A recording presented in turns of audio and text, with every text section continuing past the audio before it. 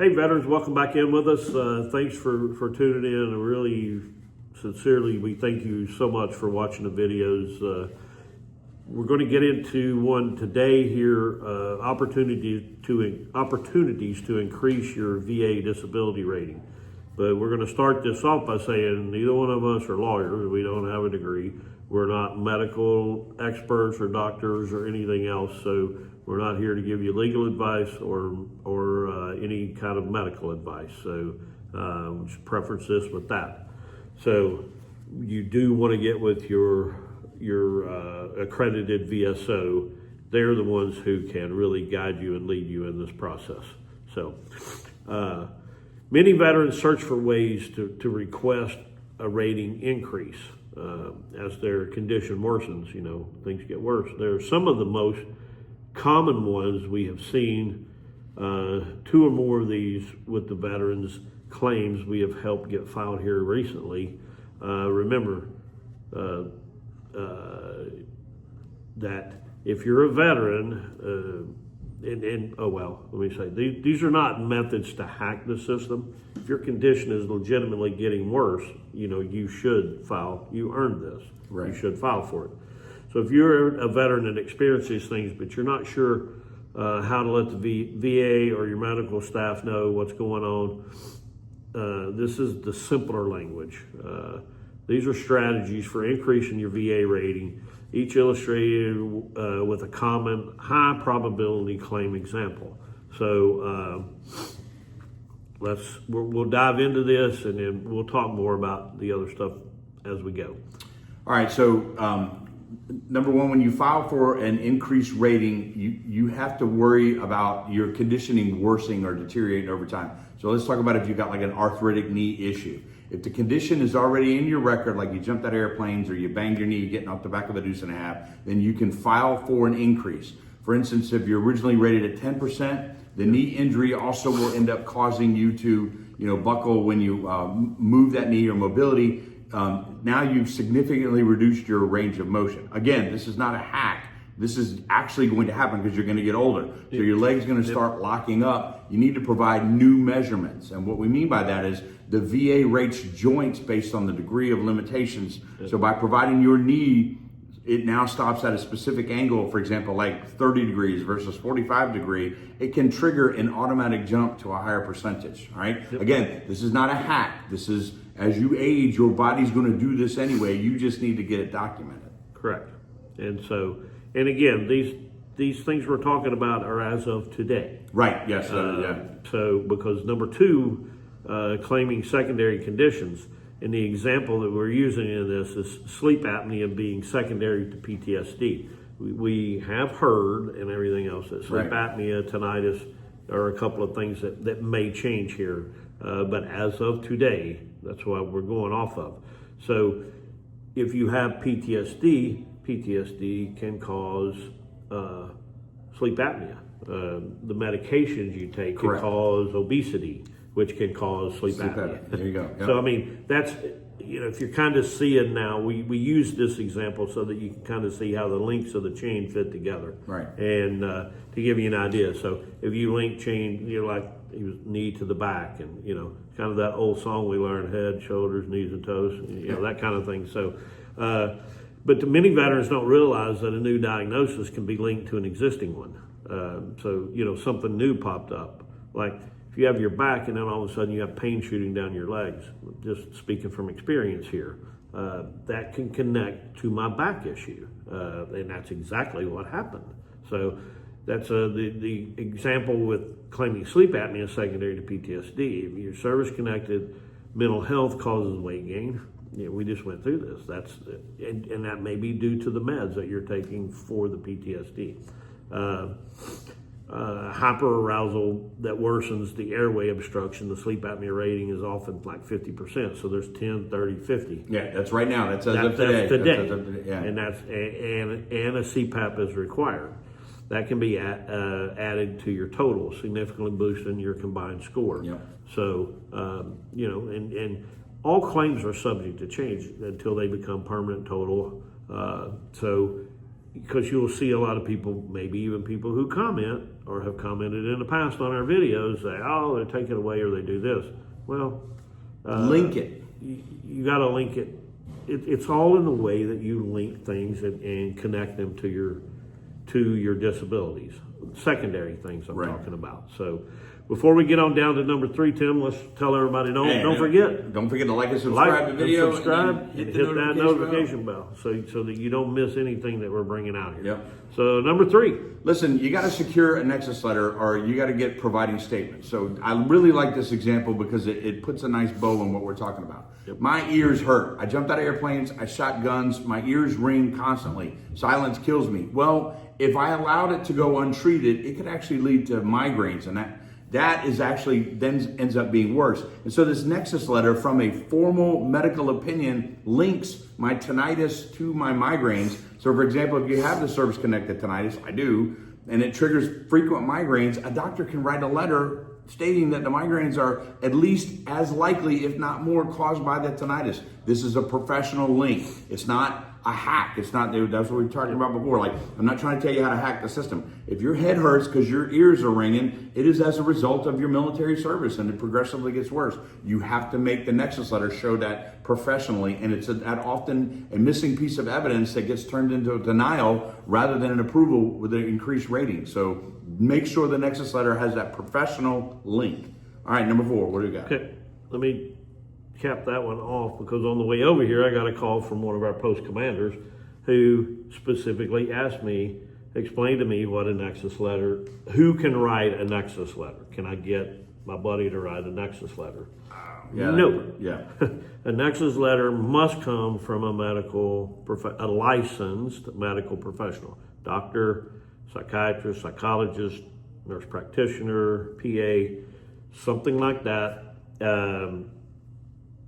They have to write the letter and sign the letter. Now you can write a statement. You can get battle buddies to write statements. Those hold a lot of weight. The battle buddy ones hold a lot of weight.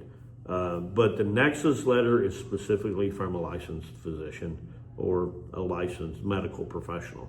So number 4, you can submit lay evidence buddy statements. I was just saying, for example, PTSD or mental health.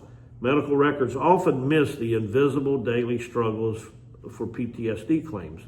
A buddy statement, which is can be written up on a VA Form 21-10210 from a spouse, a former squad mate, that's just invaluable stuff, because it's not only giving your perspective of what's going on, it's giving the people that are seeing you every day that are not you can put a statement in, and they will put that into consideration, like especially your spouse.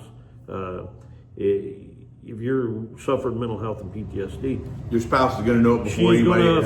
It's going to affect your family. So, and while a doctor may see you 15 minutes, a spouse sees you all the time, and they can document you haven't slept for well for months, years, whatever, or you have frequent outbursts that have led to job losses, getting fired. The lived experience evidence provides the severity data that claim notes sometimes lack. So I know that resonates and makes sense with you. Yeah, my wife tells me all the time, you're a butt or whatever, but you don't see it in yourself because we don't always recognize those kind of things. So that is good stuff to put in.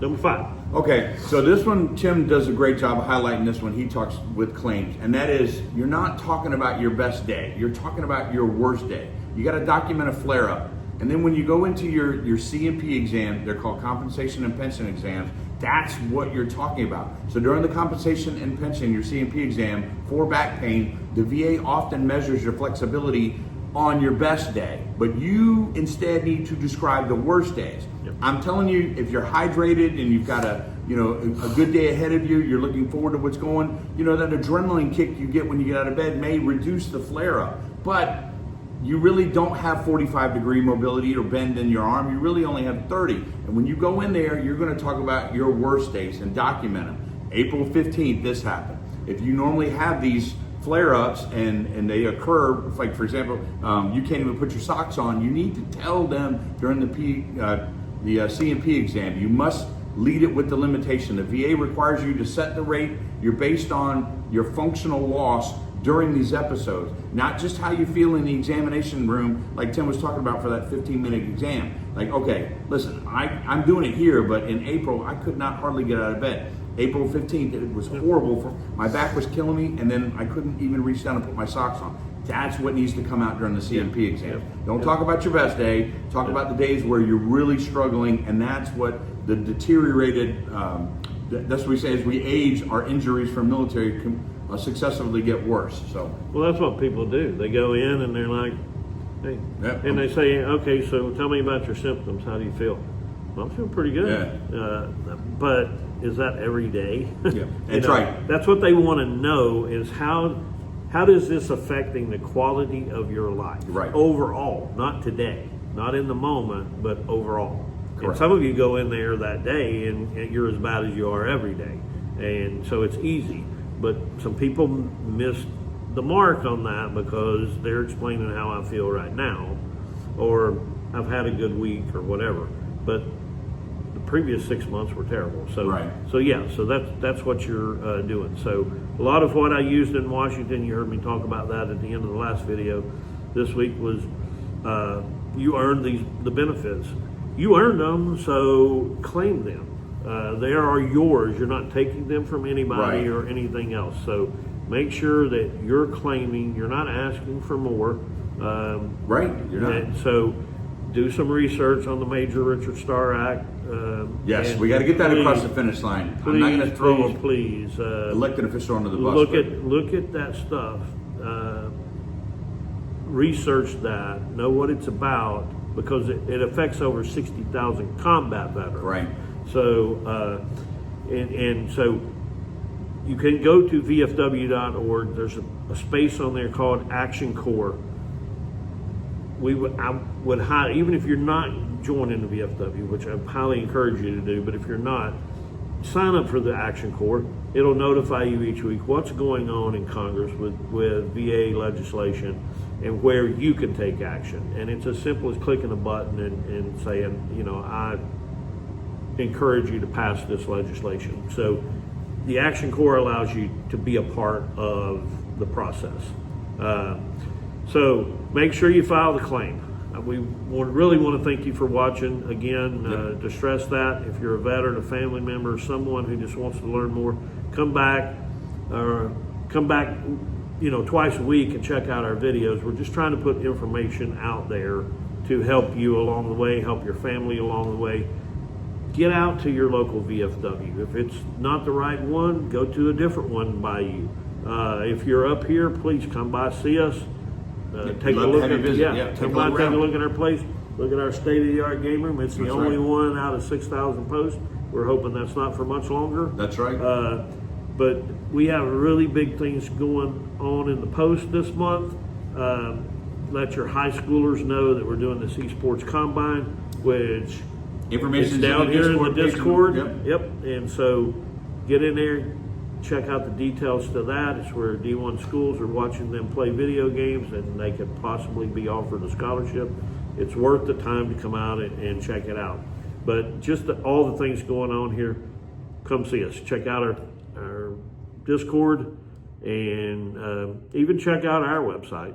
It's still a work in progress, so don't kill us over it, but vfw2205.org. That's our post website. Anyway, thank you. We'll see you next video. See you next video.